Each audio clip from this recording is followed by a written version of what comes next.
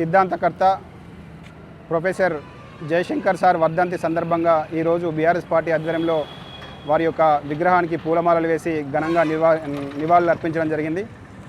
ఆచార్య professor Jayashankar sir తన జీవితాంతం కూడా తెలంగాణ ప్రజల చిరకాల వాంఛైనటువంటి తెలంగాణ స్వరాష్ట్ర సాధన కోసం మరి తొలిదశ ఉద్యమం నుంచి మొదలుకొని మరి మధ్యదశ ఉద్యమం వరకు వారు జీవితం చరమాంకం వరకు కూడా మరి తెలంగాణ రావడం కోసం అహర్నిశలు శ్రమించినటువంటి వ్యక్తి మరి ప్రొఫెసర్ జయశంకర్ గారు. మరి ఆ రోజు ఉమ్మడి ఆంధ్రప్రదేశ్లో ఆంధ్ర పాలకుల చేతిలో తెలంగాణకు జరుగుతున్నటువంటి అన్యాయాలను సహించలేక మరి తెలంగాణ రాష్ట్రం వస్తేనే మరి మన నిధులు, మన నియామకాలు, మన సంబంధించినటువంటి నీళ్లు మనకు వస్తాయనే ఉద్దేశంతో మరి 1952 నుంచి మరి తెలంగాణ రాష్ట్ర ఆవిర్భావం కోసం మరి ఆవశ్యకత కోసం పోరాడినటువంటి వ్యక్తి ప్రొఫెసర్ జయశంకర్ సార్ గారు.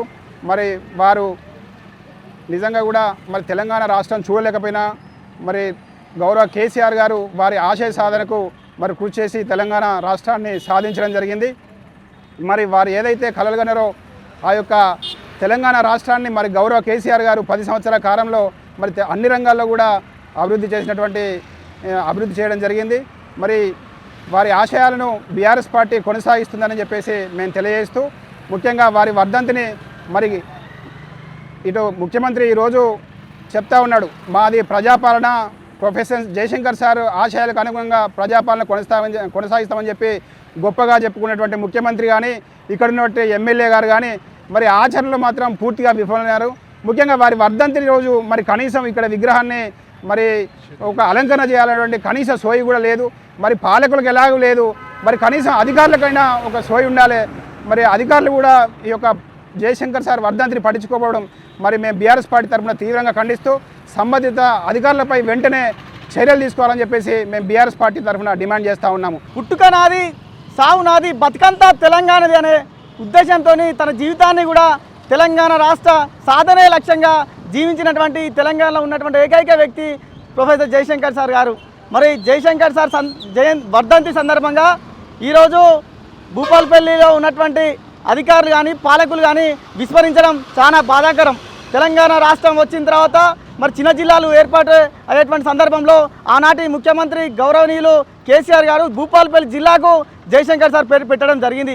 మరి జయశంకర్ సార్ పెట్టినటువంటి ఈ జిల్లాకు పెట్టినటువంటి పేరు సందర్భంగా ఆనాటి నుంచి నేటి వరకు సుమారుగా 12 సంవత్సరాల తర్వాత కాలం పాటు మరి జయశంకర్ సార్ జయంతి వచ్చినా వర్ధంతి వచ్చినా ఇక్కడ ఉన్నటువంటి పాలకులు అదేవిధంగా అధికారులంతా కూడా పెద్ద ఎత్తున కూడా మరి చేసుకున్నటువంటి సందర్భాలు ఉండే. మరి ఈనాడు కాంగ్రెస్ ప్రభుత్వం వచ్చిన తర్వాత మరి జయశంకర్ సార్ జయంతి పక్కన పెట్టి జయశంకర్ సార్ వర్ధంతి సందర్భంగా ఇక్కడ ఏర్పాటు చేయాల్సినటువంటి కనీసం సౌకర్యాలు ఏర్పాటు చేయకుండా విస్మరించడం చాలా బాధాకరం.